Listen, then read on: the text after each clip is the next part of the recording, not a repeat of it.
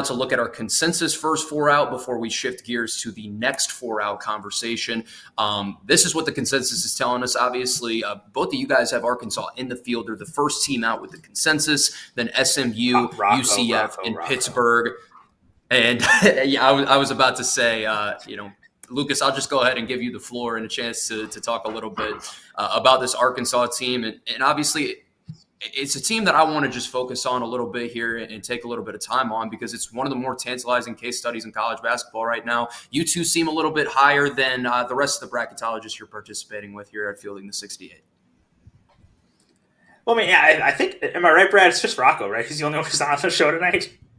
Yeah, you're right. Is it just Rocco? So I'll talk for Rocco, and I will say, I think his argument would be that they're 7-8 against the upper three quadrants. I know that's a metric he looks at fairly consistently as he looks at your record in what he calls meaningful games, and they're under 500 in those games. I think that's where they fall short compared to some other teams in the mix. That being said, I mean, 3 of their 4 quadrant 1 or 2 game wins are in quadrant 1A, and that's where I put them ahead of the rest. I mentioned this in my last 4 in, but Arkansas just has the level of top-end wins, not just the level of top-end wins, but the number of those top-end wins that nobody else really has on the cut line conversation. Obviously, there's a bunch of teams in the country with 3 or 4 quadrant 1A wins, but when you look at teams that are right on the cut line right now, there really aren't any of those teams that are there. You look at teams like Nebraska has 3 as well, but we've put them pretty safely in the field.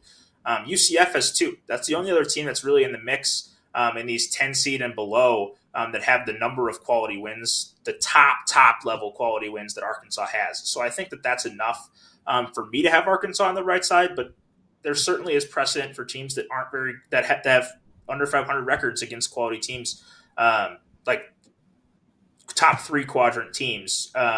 There's certainly precedent for those teams to be left out. And Arkansas right now is in that position and obviously has a difficult schedule to the close where it's going to be hard to go above 500 in those games. Brad, anything else to add on the Razorbacks before we shift gears to some next 4 out talk, then take a quick break?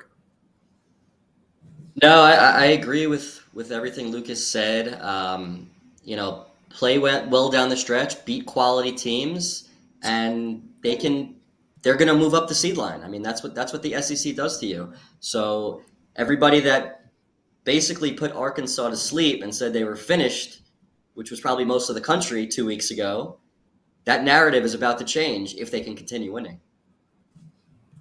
Yeah, it's definitely been a hot topic in the chat here today on Fielding the 68 is the Razorbacks and Wildcat fans going back and forth a little bit.